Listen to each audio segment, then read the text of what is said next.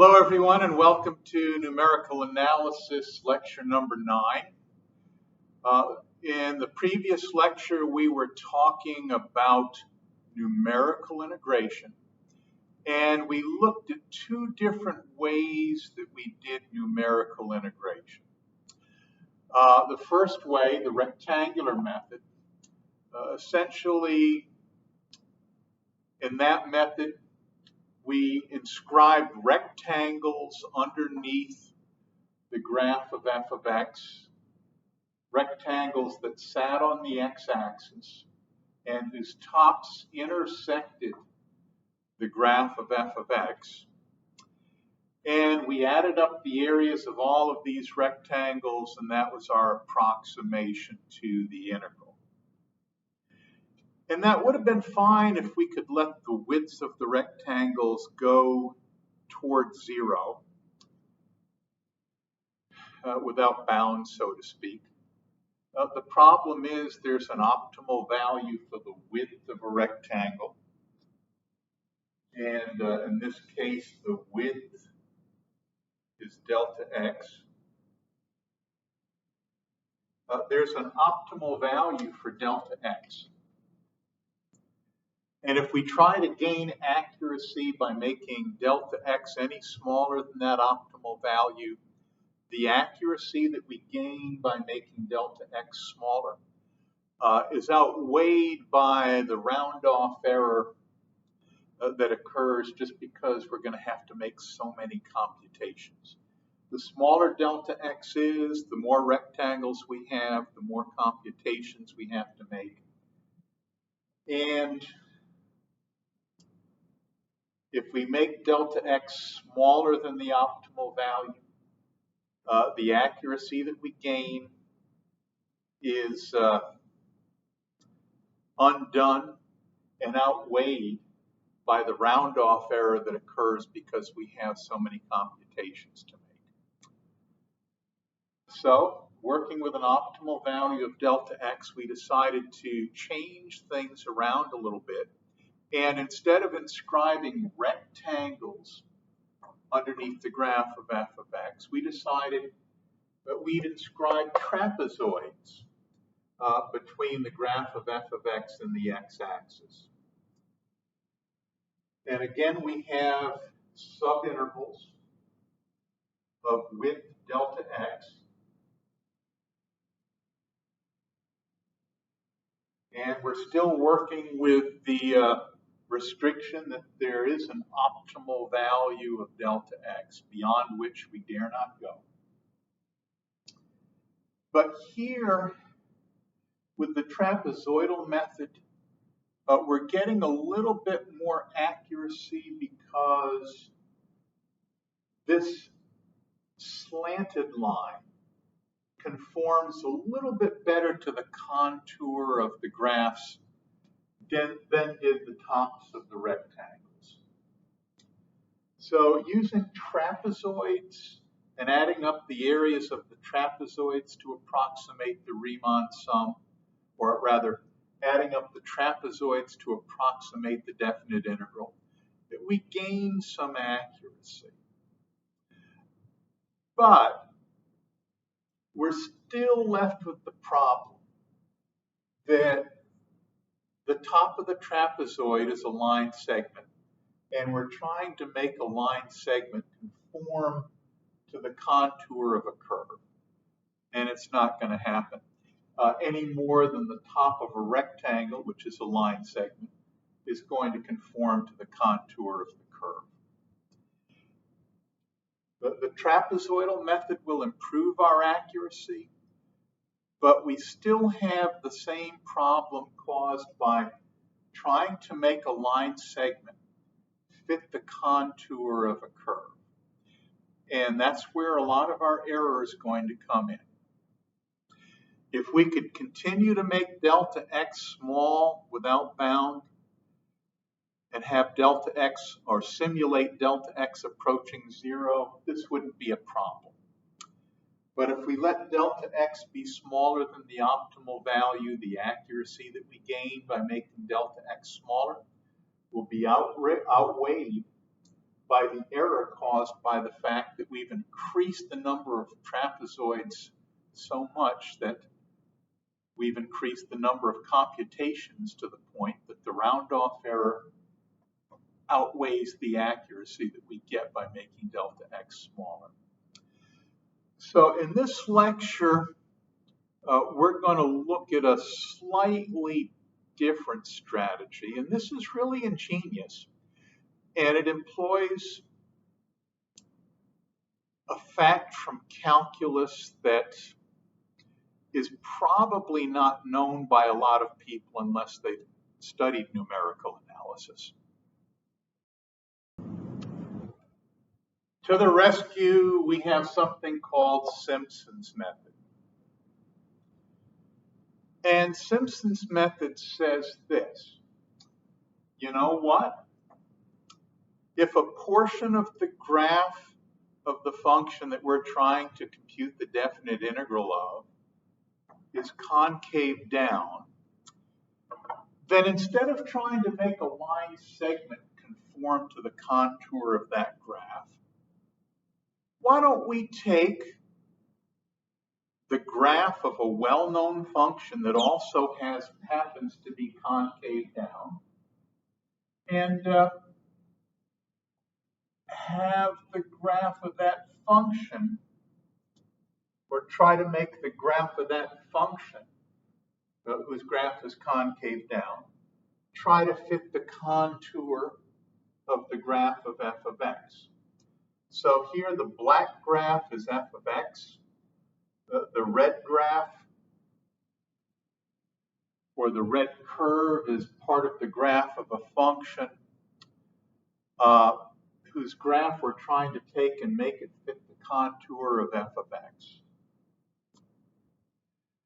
And then our problem is just somehow computing the area between the x-axis and the red graph, whose area hopefully we'll be able to figure out. And that will help us to be able to approximate the definite integral of f of x better. Or suppose a portion of the graph of f of x is concave down. Well, why don't we take a function whose definite integral we know and whose graph is concave down and try to make it fit the contour of the graph of f of x, and then use the integral of the function corresponding to the red graph as an approximation to the integral of the function corresponding to the black graph over the interval delta x. So the black graph, we don't know the integral of the function over this interval. But hypothetically, we know the definite integral of the function represented by the red graph over this integral. So why not just use that value to approximate the definite integral of the unknown function that's represented by the black graph?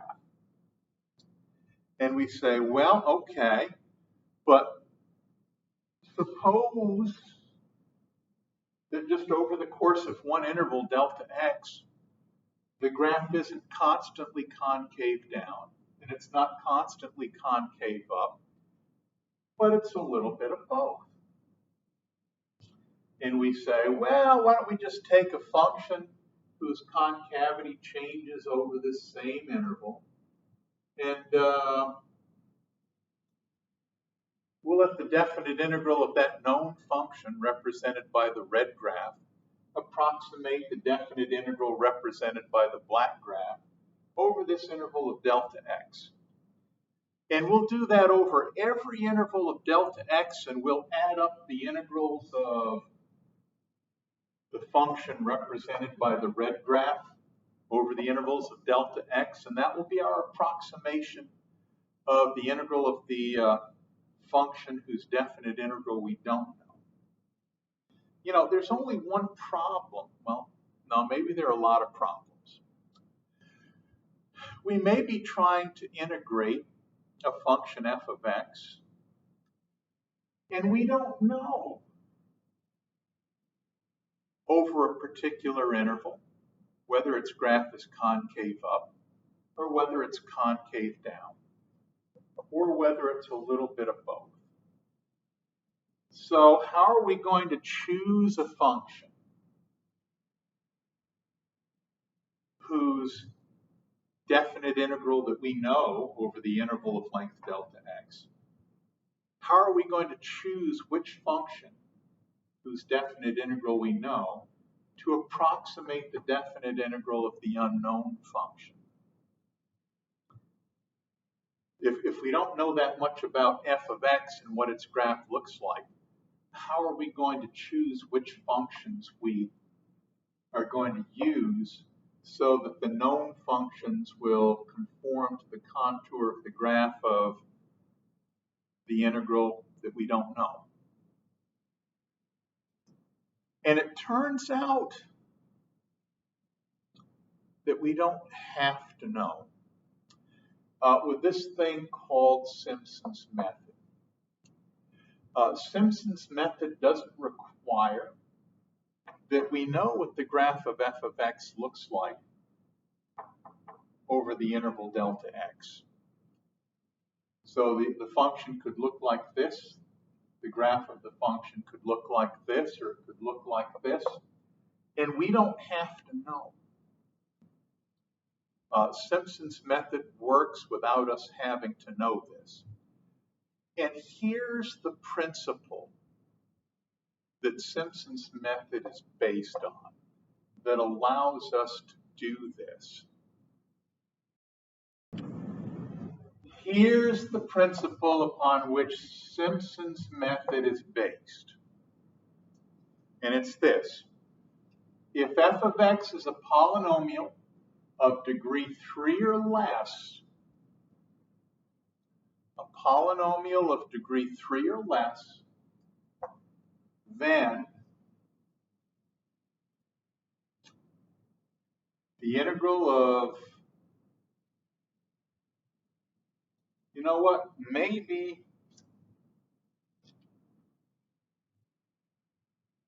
I don't know this for a fact.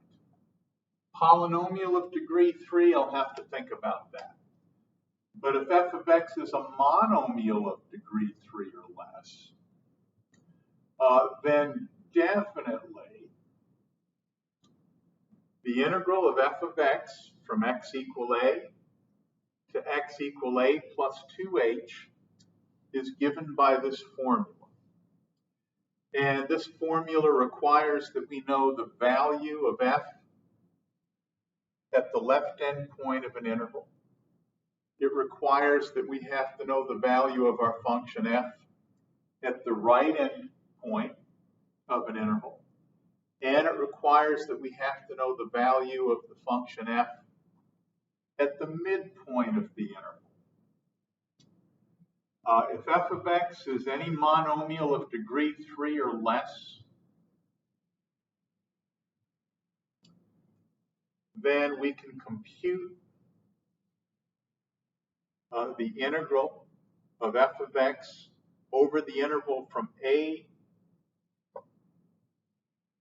the interval from x equal a to x equal a plus 2h by this formula.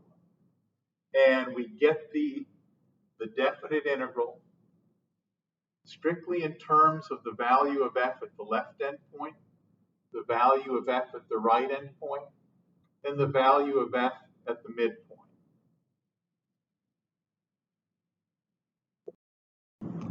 And you know what? Now that I've had a second to think about this, I can go back to what I had originally.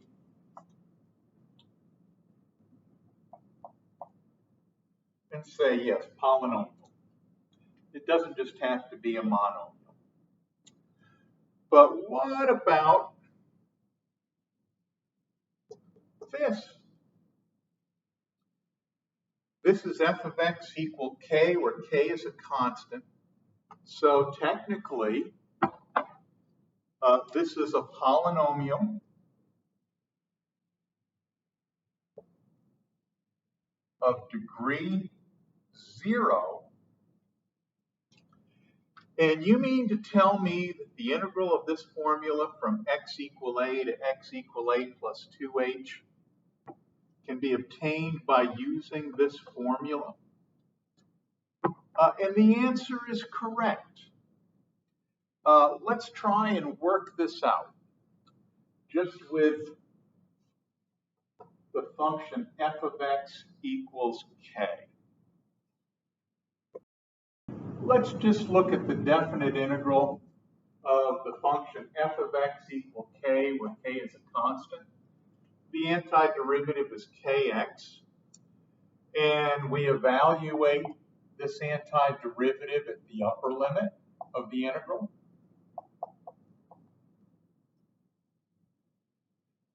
And we evaluate this antiderivative at the lower limit of the integral.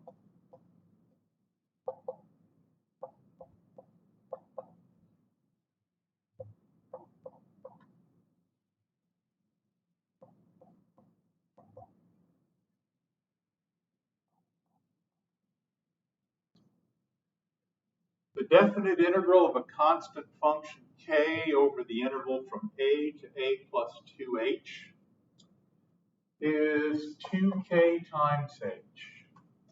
Okay, let's see if it really does equal this thing, h over 3 plus f of a plus 4 f of a plus h plus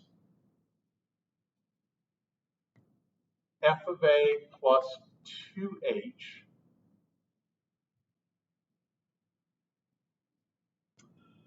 and let's see what we get. H over 3, and since this is a constant function, our function f equals k regardless of what's inside here. So we're going to have k plus 4k plus k again. This is k, this is 4 times k, this is k. And that's equal to 6k h over 3. Bingo. It works if f of x is a polynomial of degree 0, a constant function. Okay, well, it works if our function has a graph that's a horizontal line. Is it going to work if our function has a graph that's a line that's not horizontal and not vertical? Well, let's see. Okay, let's see what happens now when we have a polynomial of degree 1. It's a line, it's just not a horizontal line, and it's not a vertical line. Let's compute the definite integral of this.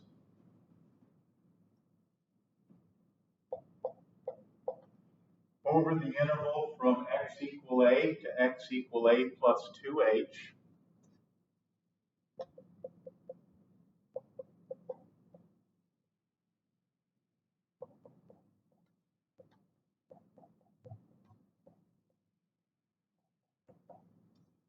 But we compute the antiderivative and we get m over 2 x squared plus bx.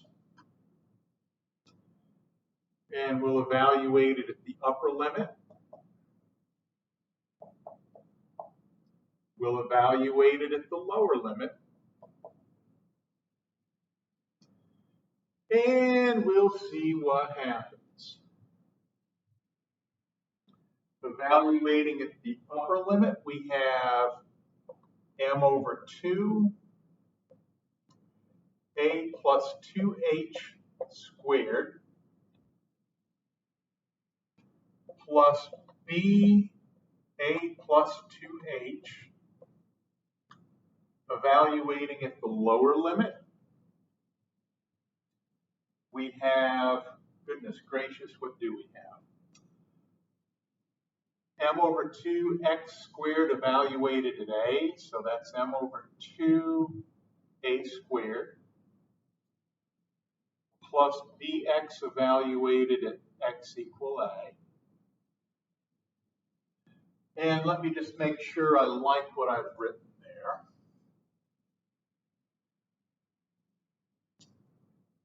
Yeah, I think I do. And we're going to get m over 2 a squared plus a times 2h, and we double that, so that's 4ah. And we take this thing and square it, that's 2h squared plus ba plus 2bh. And now we're going to subtract m over 2a squared, and we're going to subtract ba.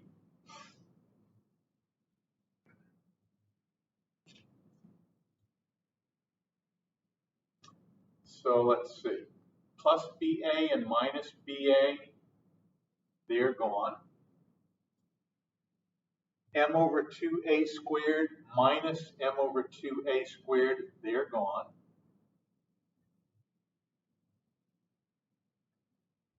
And what we're left with is all of the terms that have a factor of h left in them. 4ah plus 2h squared plus 2bh. Okay.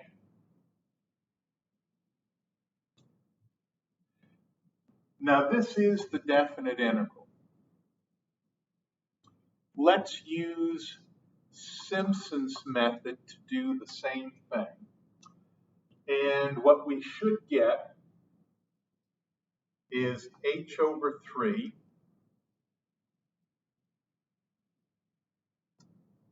f evaluated at a plus 4f evaluated at a plus h plus f evaluated at a plus 2h.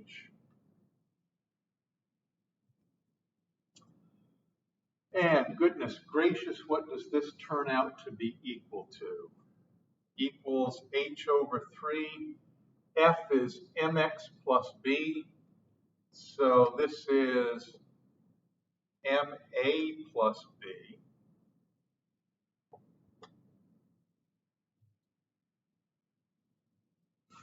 Times 4f of a plus h. So this will be ma plus h plus b.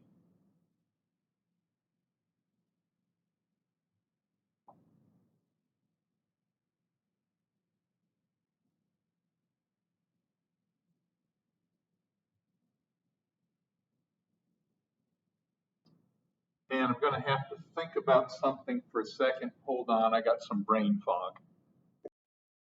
Yep, I didn't think I liked what I had written there. What I'm supposed to have here is 4 times f evaluated at a plus h. F evaluated at a plus h is m. And for x, I have a plus h plus b. And then finally, I add f evaluated at a plus 2h. And f evaluated at a plus 2h is m a plus 2h plus b. And that's equal to h over 3 times ma. Let's see. ma plus b plus 4 MA plus MH plus B plus, there's no F here, excuse me. This term is F evaluated at A2H, and F evaluated at A plus 2H is M, A plus 2H plus B. So what do we have here? M times A plus 2MH plus B.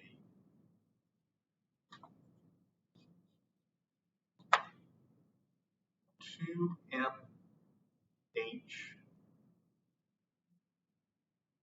plus B.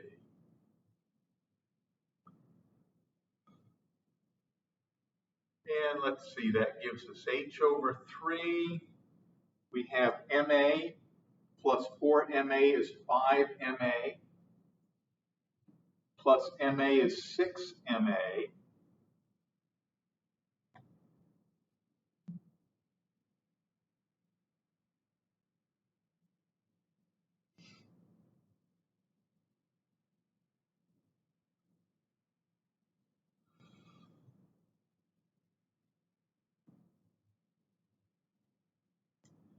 And let's see, you got the MAs taken care of. I have B, I have 4B, I have B, so that's going to be 6B.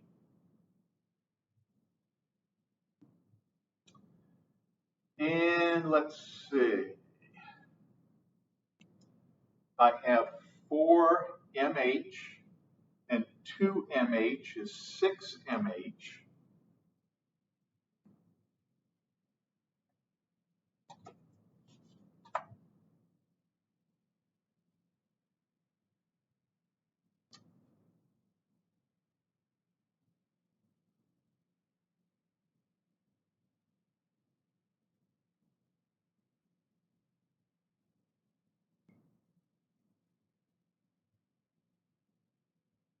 Okay, that looks good. But before I continue here anymore, I don't like what I have here. Can you see why maybe I don't like it?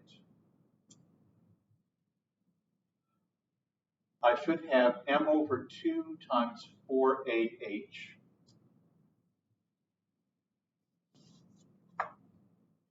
M over 2 times 4AH is 2MAH.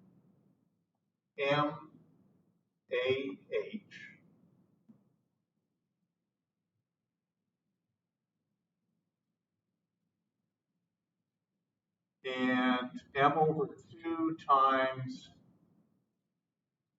2H squared is MH squared.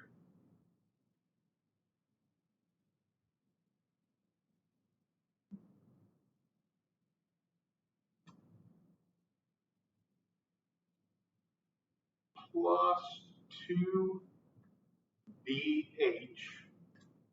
Okay.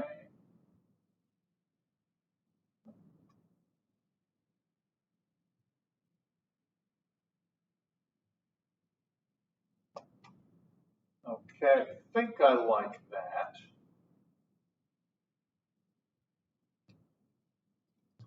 Let me just stop for a minute and make sure there's nothing else I've done that I need to be ashamed of. Okay, before we go any further, let me just correct something else that may have left you scratching your heads.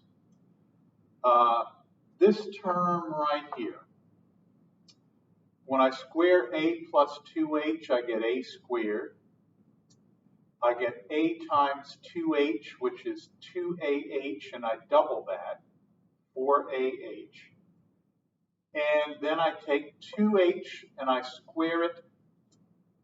So this should be a 4. If that was bothering you earlier, I apologize. that should be 4h squared. And then when we take m over 2 and multiply it by 4h squared, 4 divided by 2 is 2. So we should have 2mh squared. I apologize about that. If I had seen the train wreck coming earlier, I would have corrected it then, but when I got down to where we were right here, I said, you know what, something's not quite right. Well, now everything is quite right. Let me distribute the h over 3 into each of these terms. H times ma is mah.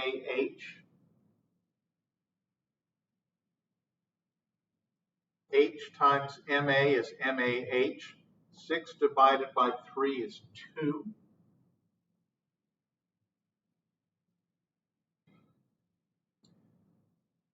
H over 3 times 6 is h over 2. No, it's 2h.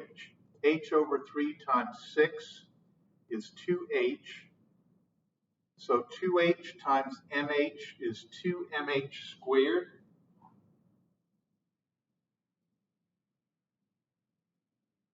And h over 3 times 6b, we have 2hb, or 2bh.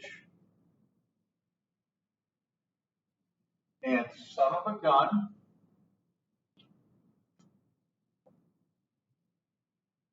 this thing and this thing jive. Now,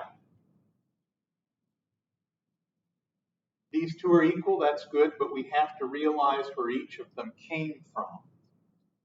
This thing is the formula for Simpson's rule. H over 3 times f of a plus 4 f of a plus h plus f of a times f of a plus 2h. This thing came from here. This thing came from here. The definite integral of f of x from x equal a to x equal a plus 2h. So if we clear away all the debris, all the supporting evidence, and just look at the two things that we established were equal.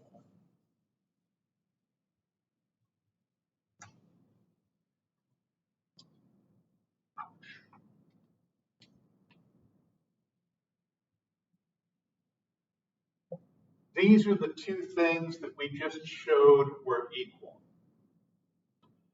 We just showed that for f of x being a first degree polynomial, the integral from a to a plus 2h of f of x is equal to h over 3 times f of a plus 4 f of a, no, plus 4 f of a plus h plus f of a plus 2h. This is just what we established for a first degree polynomial.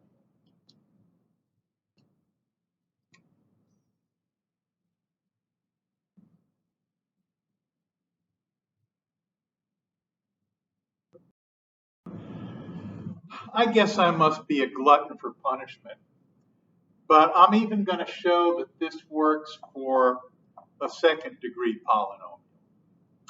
It works for third degree also, but that's going to be such a gigantic pain that we don't want to do it.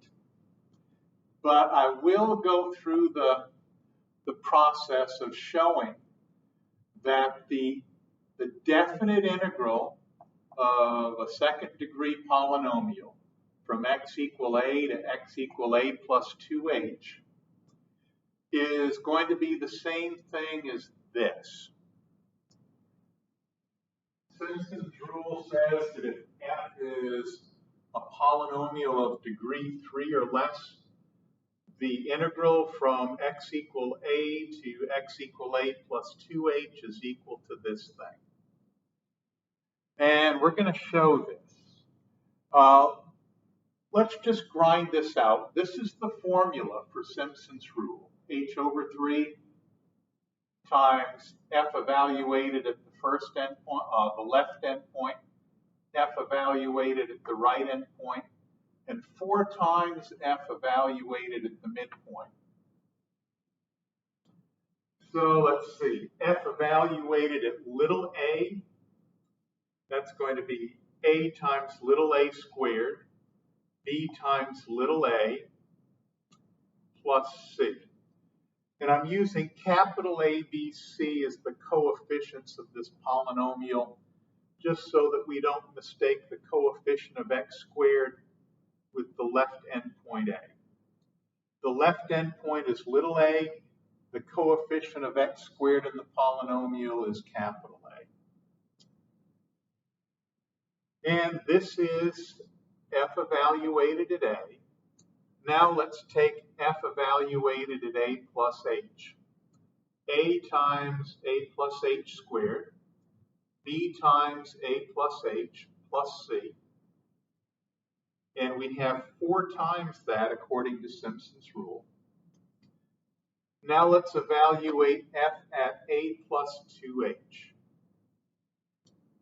A times a plus 2h squared, b times a plus 2h plus c. So here's our f of a. Here's our f of a plus 2h. Here's our f of a plus h. F at the left endpoint, f at the right endpoint, f at the midpoint. And now we've got to multiply all this junk out. Holy moly. Well, let's see. That wasn't hard. Oh, a plus h squared is a squared plus 2ah plus h squared. The rest remains the same. A plus 2h quantity squared is the first thing squared plus a times 2h is 2ah, and then we double that, so 4ah. And 2h quantity squared, 4h squared. The rest are pretty much the same. Oh, now we distribute everything out. Okay. Big A, little a squared, big B, little a, big C. And we have 4a times little a squared, 4a times 2 little a, h, 4a times h squared, ba, oops, I'm sorry, 4 times b times a, 4 times b times h, and 4 times c. That was brutal. Then we'll distribute the capital A into this set of parentheses, capital A, little a squared. 4 times capital A, little ah.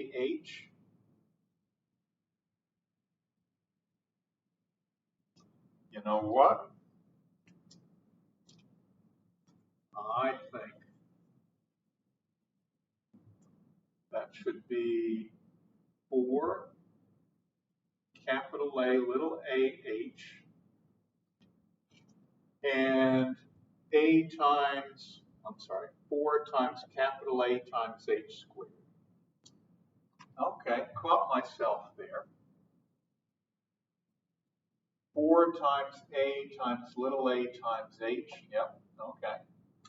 Then we have BA plus 2BH plus C.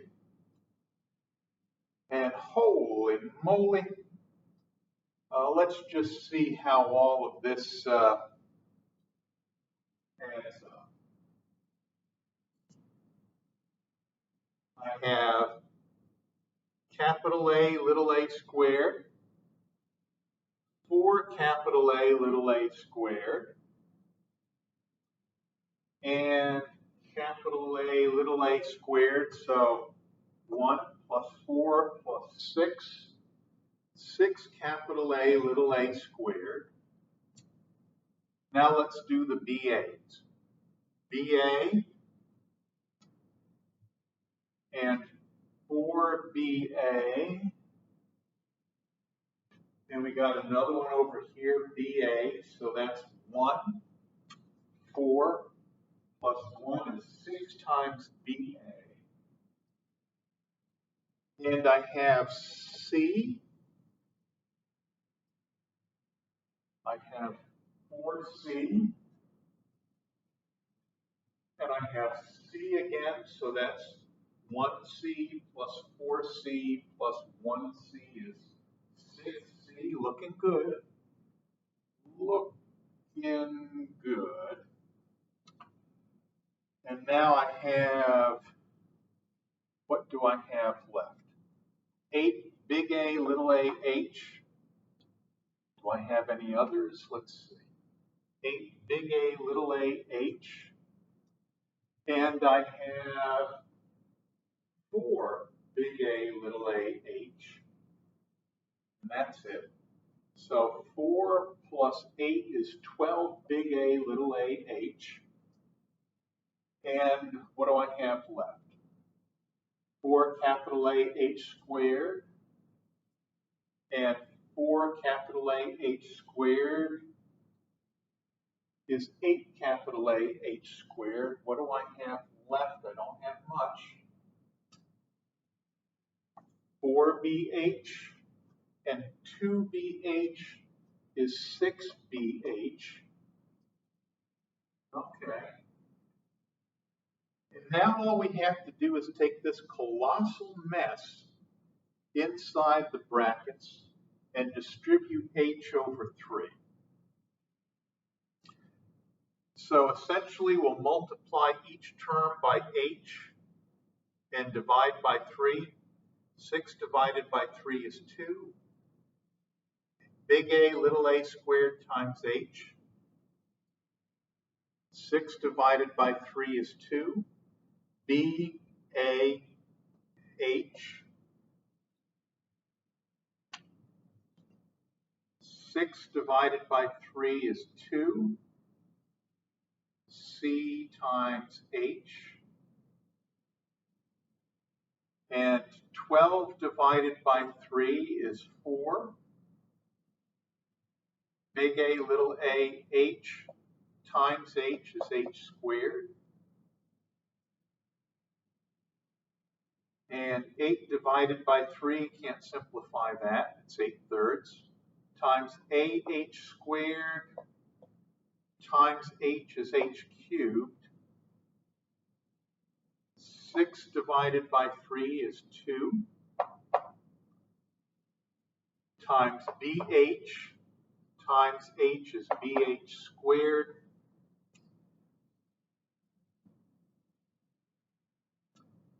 So using this,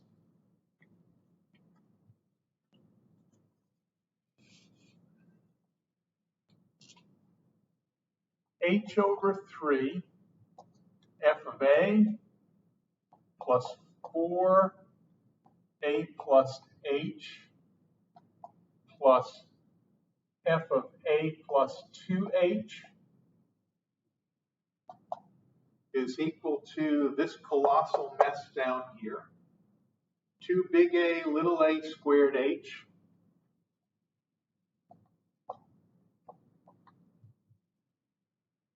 plus 2BAH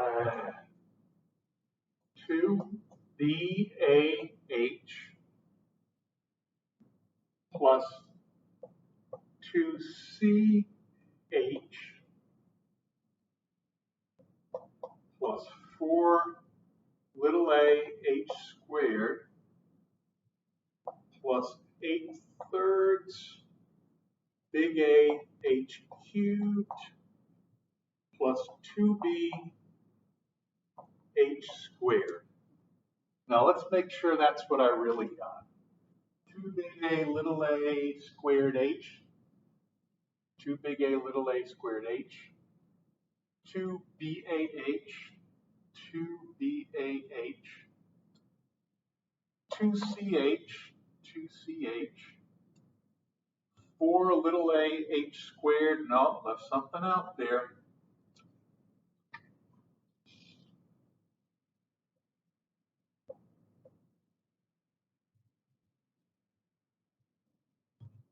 For big A little a,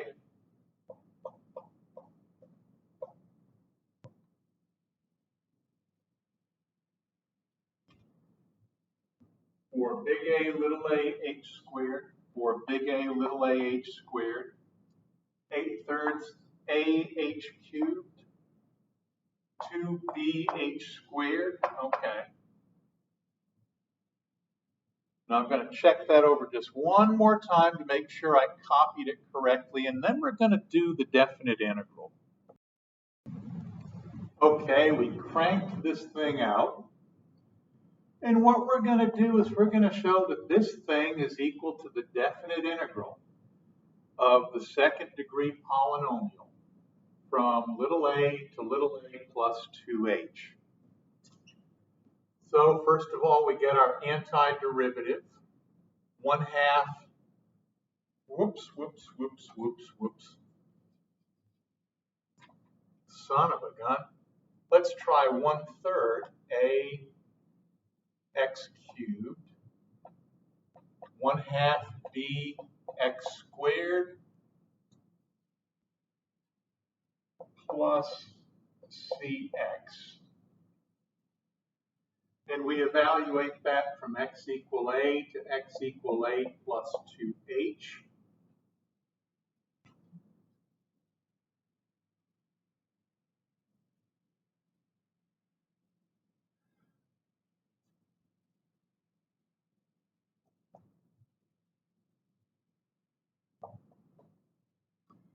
And we evaluate this thing at the upper limit.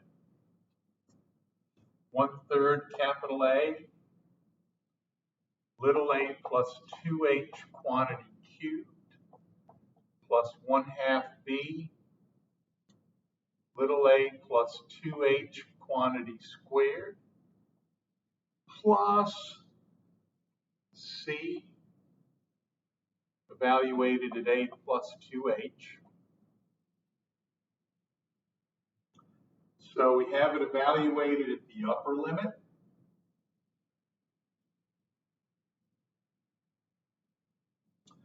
And now we're going to evaluate it at the lower limit.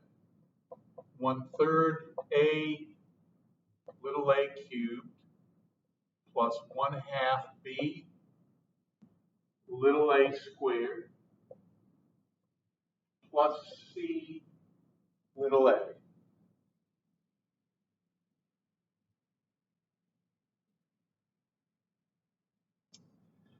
And then we got to multiply all of this junk out.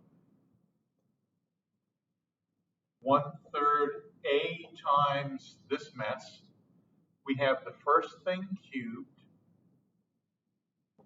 And then we have 3 times the first thing squared times the second thing. Then we have 3 times the first thing times the second thing squared.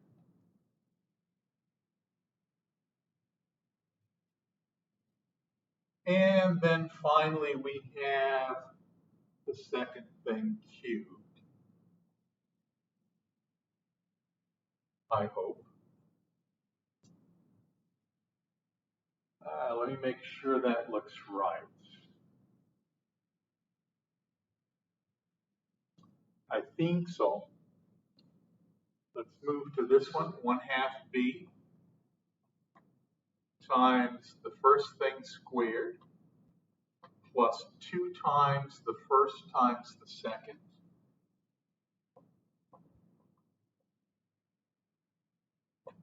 plus the second thing squared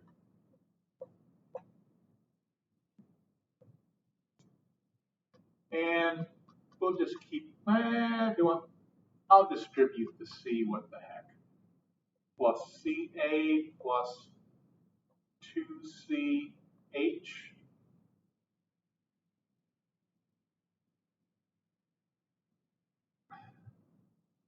minus this mess,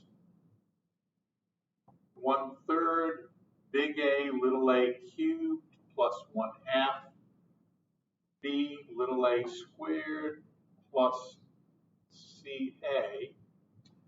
And let me just look at that closely to make sure I have not written anything that I would regret writing.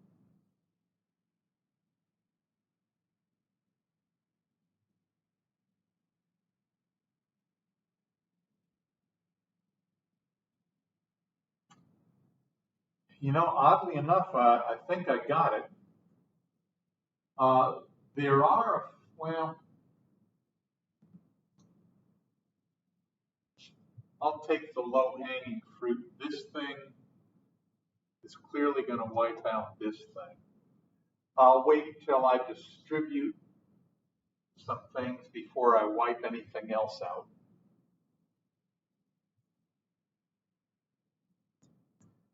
Distribute 1/3 capital A. So I'll have 1/3 capital A little a cubed. 1/3 times 3 is 1. So that's capital A little a squared times 2h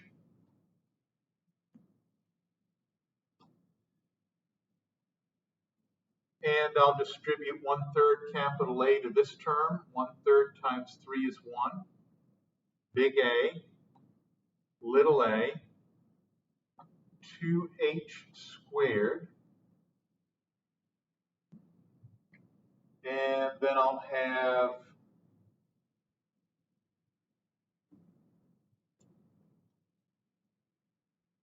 you know what?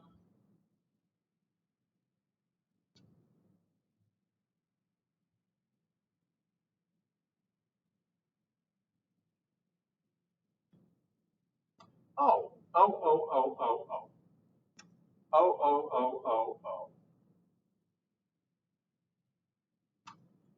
I can do a little bit better and save myself some work on the other end. 1/3 times 3 is 1. Capital A times little a squared times 2h. There, I like that a lot better.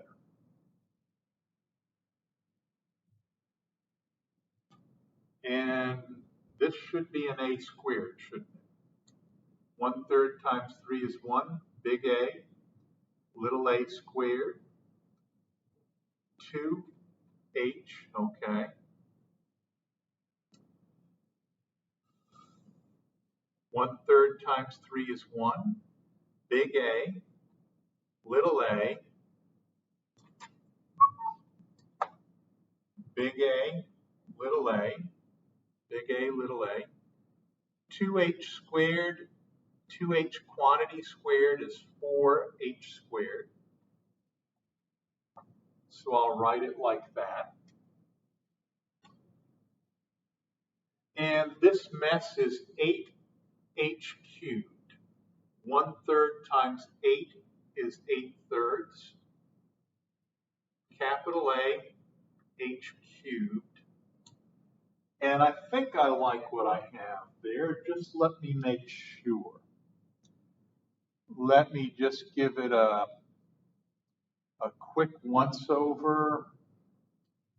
See, I used the fact that this was 4h squared and this was 8h cubed. So let me just make sure I haven't written anything that I will regret later. I don't think I have. So now we will distribute 1/2 b inside this set of parentheses. 1/2 b times a squared. 1/2 times 2 is 1. B times a times 2h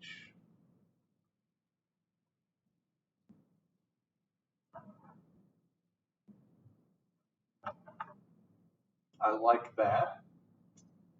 And this thing squared is 4h squared. 1/2 times 4 is 2. So I have bh squared. And again, let me step back and make sure I like that. 1/2 BA, 2BAH, 2BH squared, or not 2BH squared. Okay.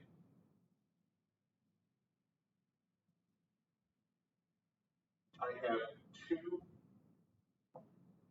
and this should be a capital C, I'm sure. 2CH minus 1/3 AA cubed plus, no, minus 1/2 BA squared. And I think I like what I have there.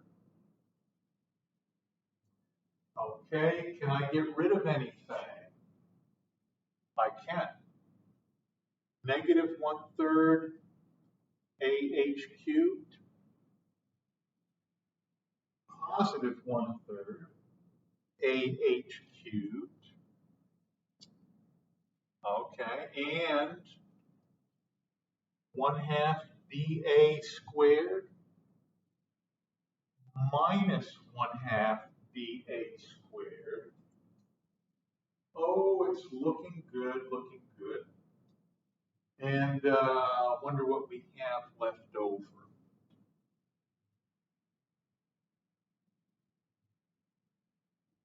See, does anything else look like it's going to go disappear quickly? I don't think so. So we'll have 2 capital A squared H, plus 4 capital A, little a, H squared, plus 8/3 capital A, H cubed, plus 2 B little a, H, plus 2 capital B, H squared, plus 2C little h. And let me make sure that's exactly what I want to write. I think it is. I think it is. And you know what? I think now it's time for us to start comparing this thing with this thing. Exactly the same. And this thing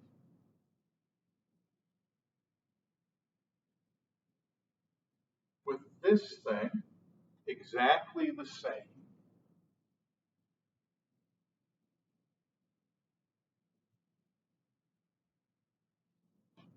This thing with this thing, exactly the same. Now, do I have anything that matches up with this? Yep, right over here.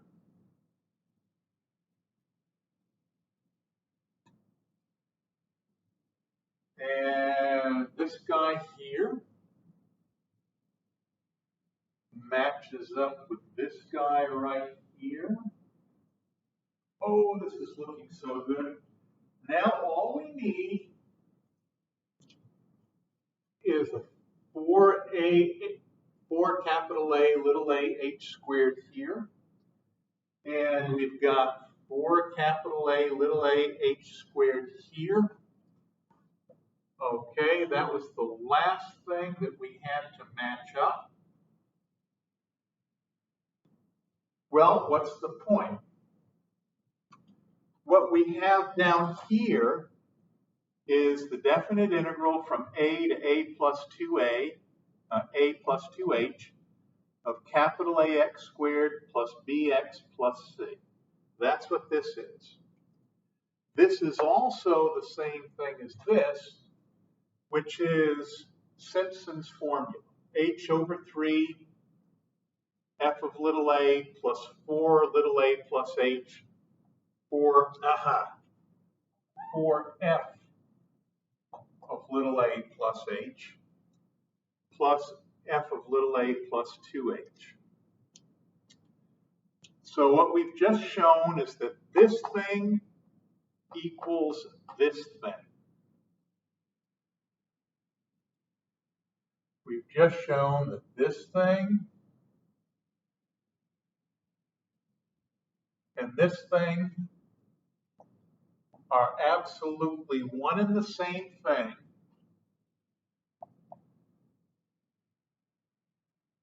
for any second degree polynomial. Capital AX squared plus capital BX plus C. So our Simpson's rule works for second degree polynomials. With a lot of work, we can show that it works for third degree polynomials also.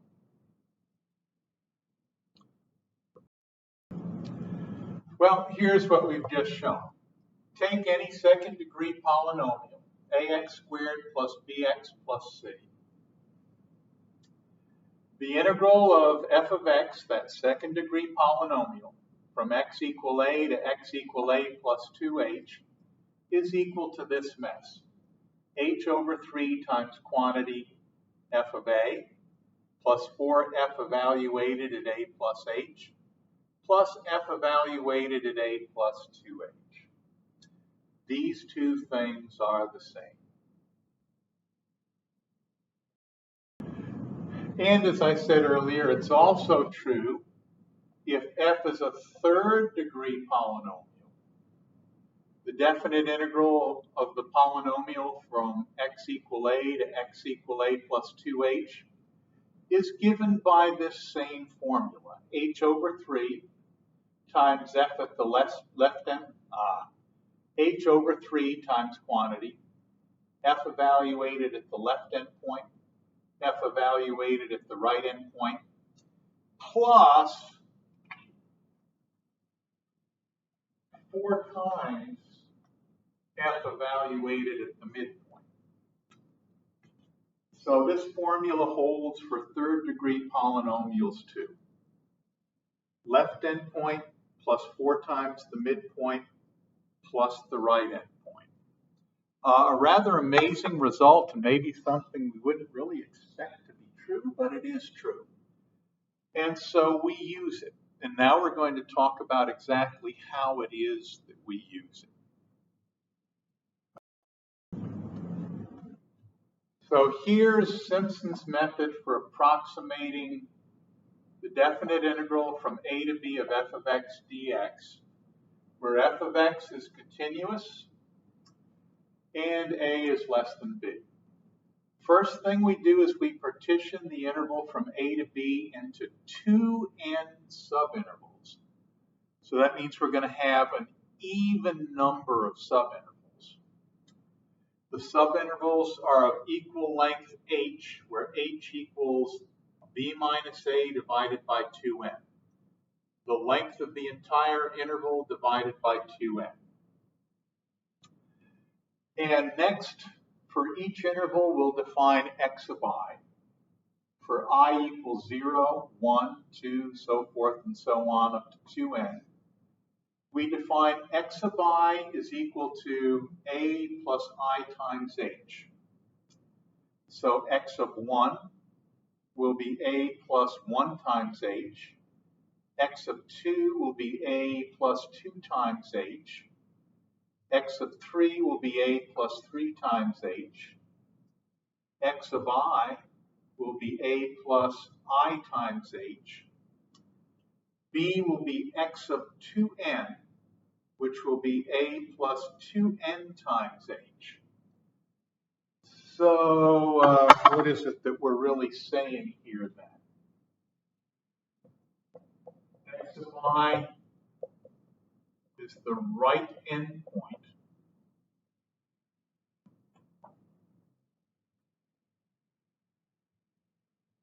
of the ith subinterval.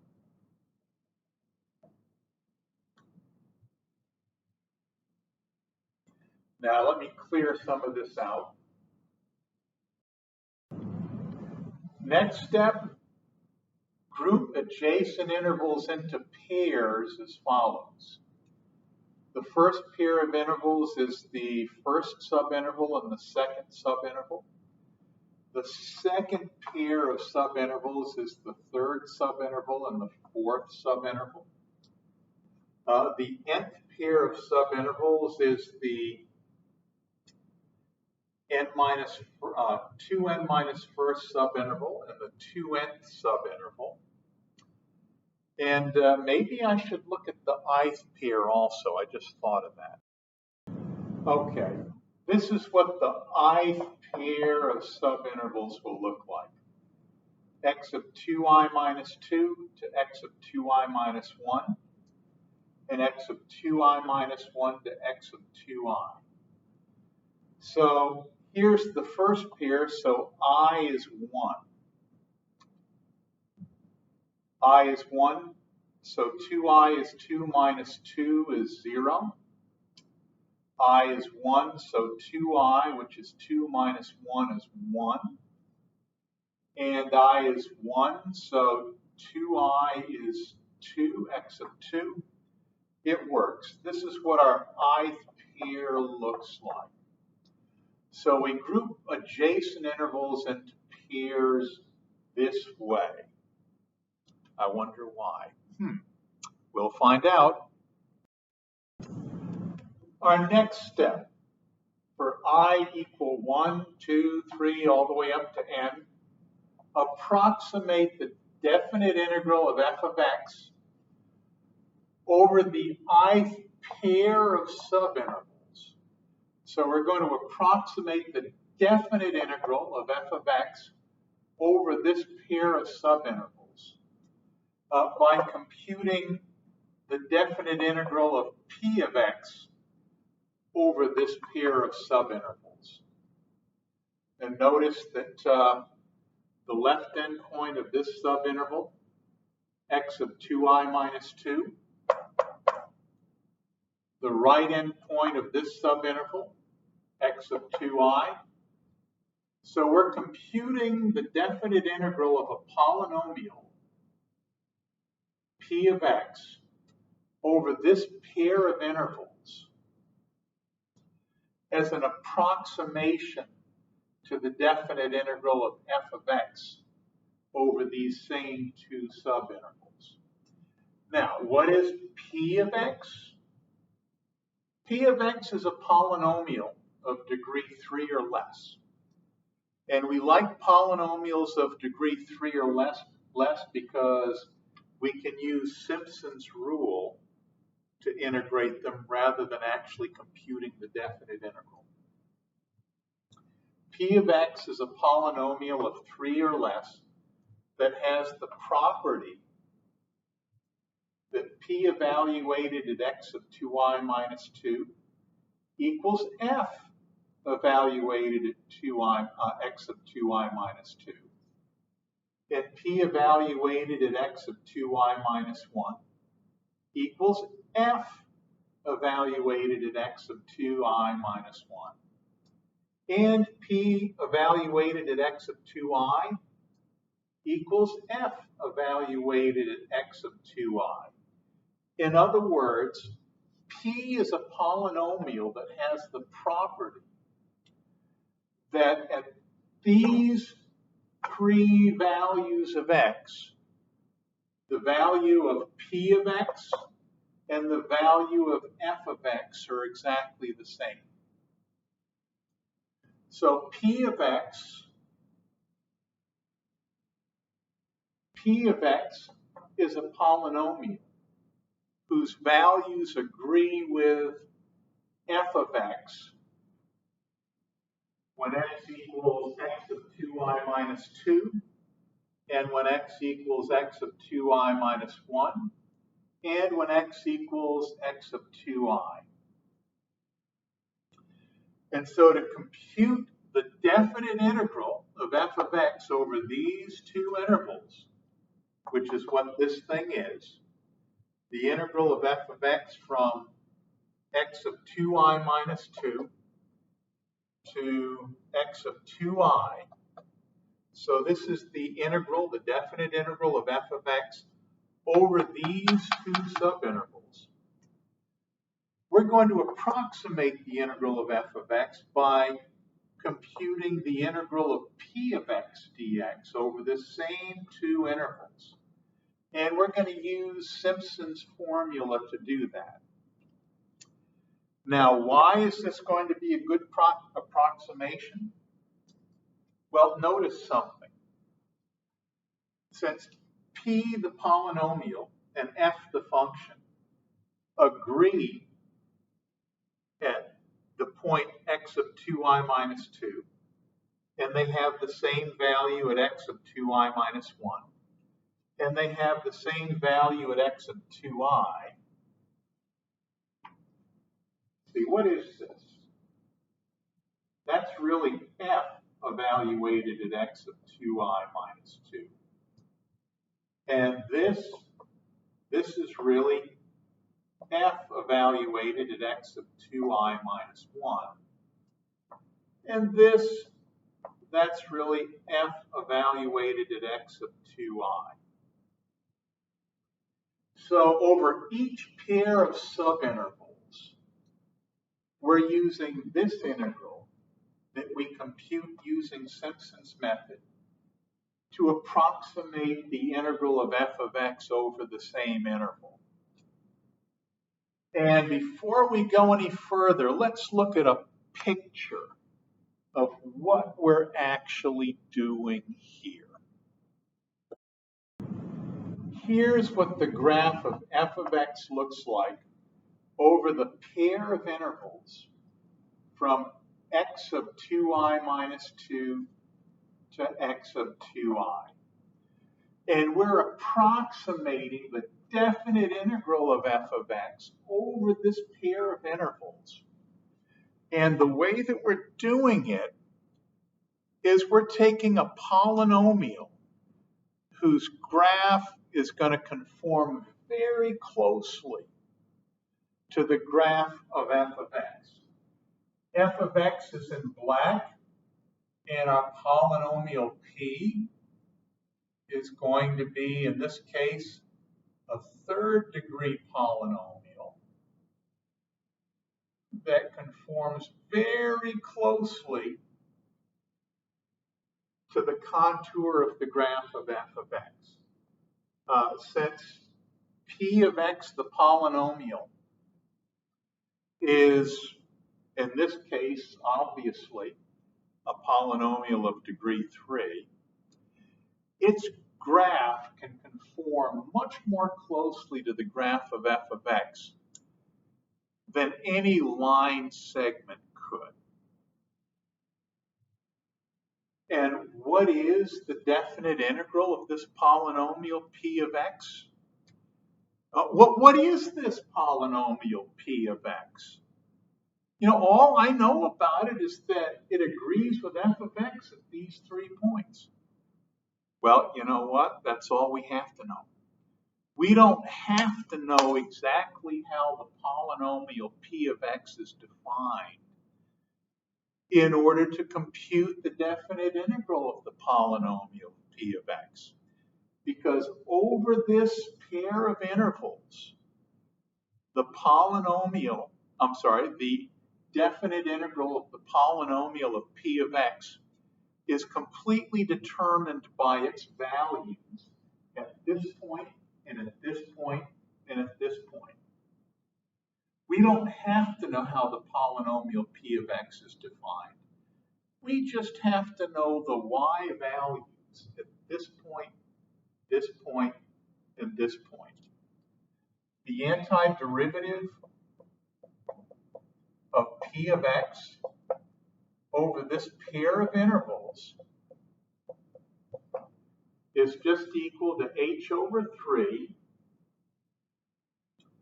times p evaluated at the left end point, which is the same as f evaluated at the left end point, plus 4 times p evaluated at the mid, whoops, this should be a 2 here. P evaluated at the left end point, plus 4 times p evaluated at the midpoint, plus p evaluated at the right end point.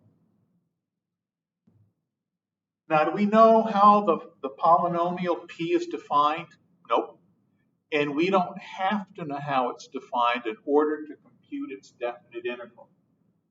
The definite integral of p of x from here to here is strictly determined by the values of the polynomial at the left end point, the midpoint, and the right end point. Well, how are we going to know what the values of the polynomial are here? They're the same as the value of f of x at these 3 points. So this is really f of x of 2i minus 2 plus 4 f of x of 2i minus 1 plus f of x of 2i.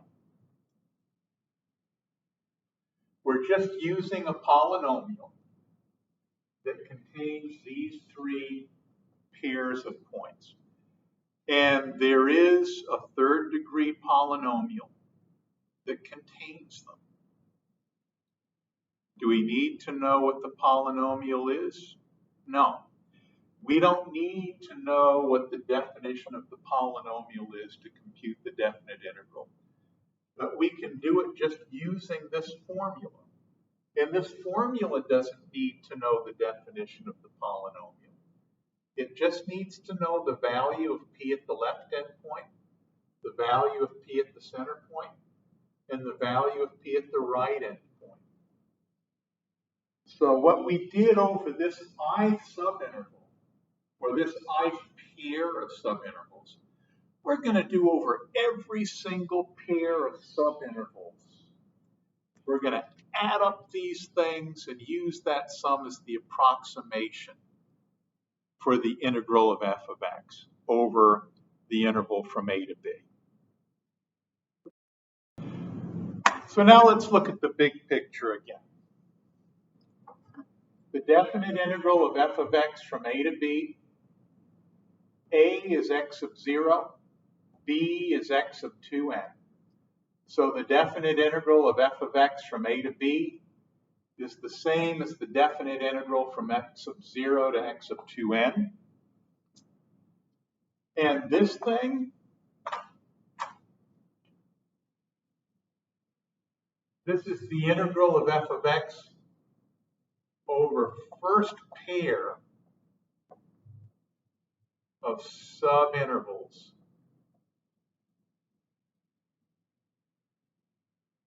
This is the definite integral of f of x over the second pair of subintervals.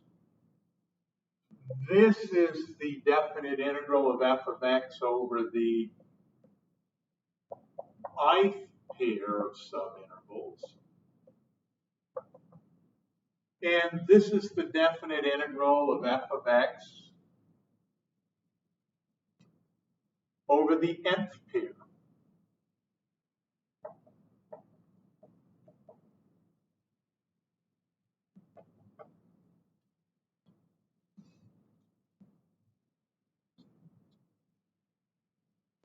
And let's draw a picture of this. Here's how we get the definite integral of f of x from a to b, which is the same as the definite integral of f of x from x naught to x of 2n. A and x naught are the same. We compute the definite integral of f of x over the first pair of subintervals. That's right here. So we compute the definite integral of f of x over the first pair of subintervals. That's this thing. Then we compute the definite integral of f of x over the second pair of subintervals. That's this thing. And so on and so forth. And we compute the definite integral of f of x over the ith pair of subintervals. So that's going to be this thing. And so on and so forth. Until we get to the last pair of subintervals. We compute the definite integral of f of x over the last pair of subintervals. And that's this thing. And to get the definite integral of f of x from a to b, we just add all of these things together. We add all of these little integrals, each one over a pair of subintervals. We add them all together. We get the definite integral of f of x from a to b. Now, let me erase my picture and write what this happens to be in terms of p of x. Or maybe not.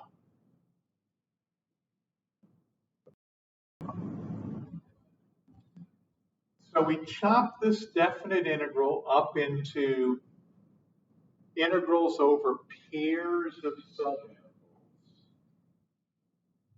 This is the integral over the first pair of subintervals. This is the integral over the second pair of subintervals, and so forth. And each of these things we approximate by using Simpson's rule. Simpson's rule says that this thing is approximately the same as the polynomial on this pair of subintervals that contains these three y values. And remember, this is the same as p of x naught, p of x1, p of x2.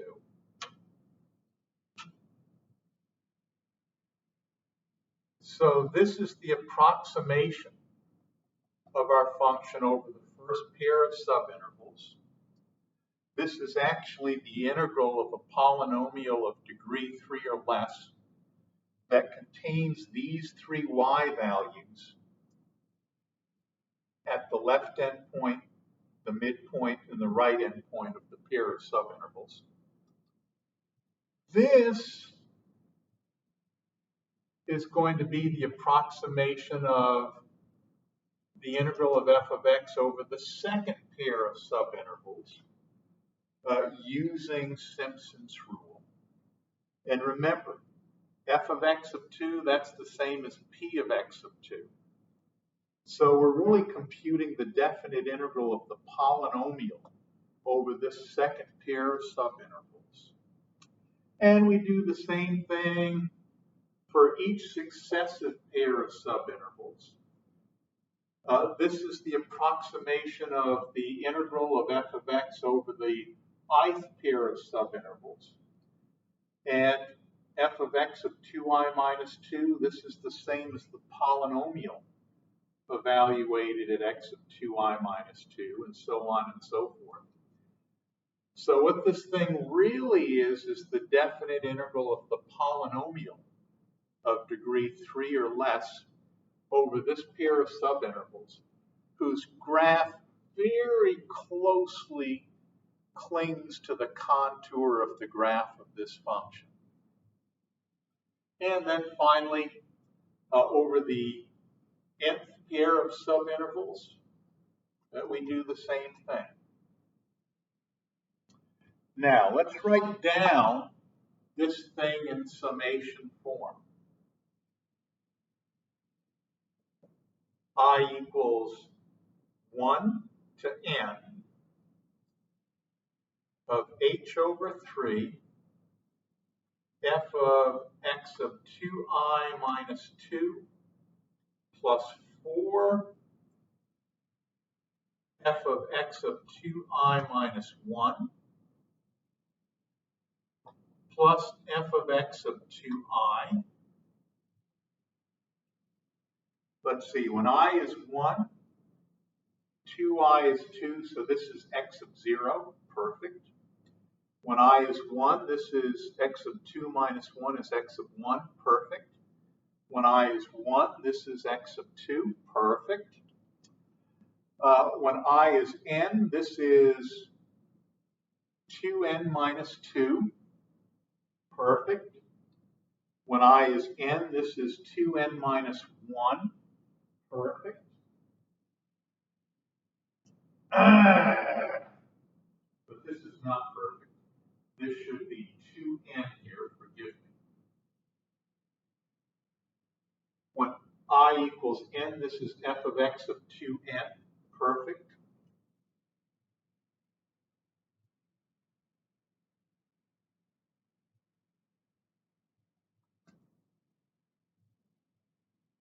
Here's what we're approximating.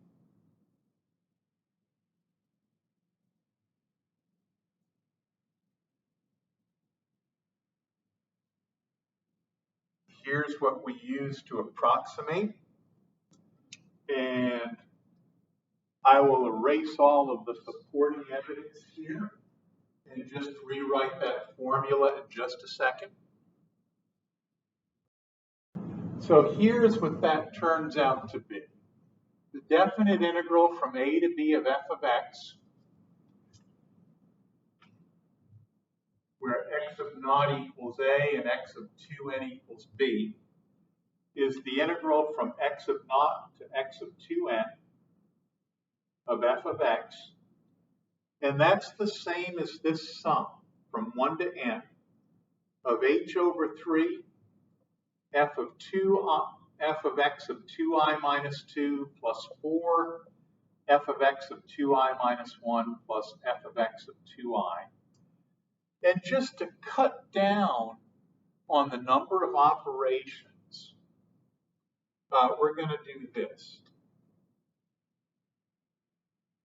We're going to bring the h over 3 outside.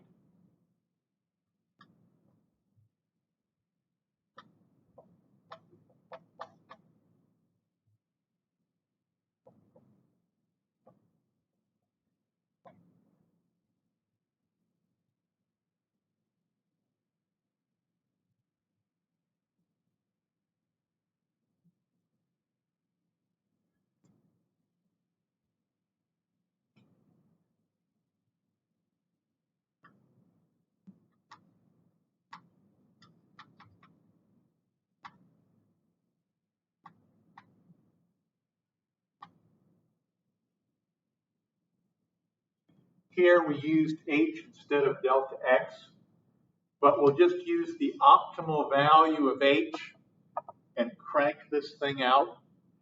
And it will give us a much better approximation than either the Riemann sum using rectangles or the trapezoidal method.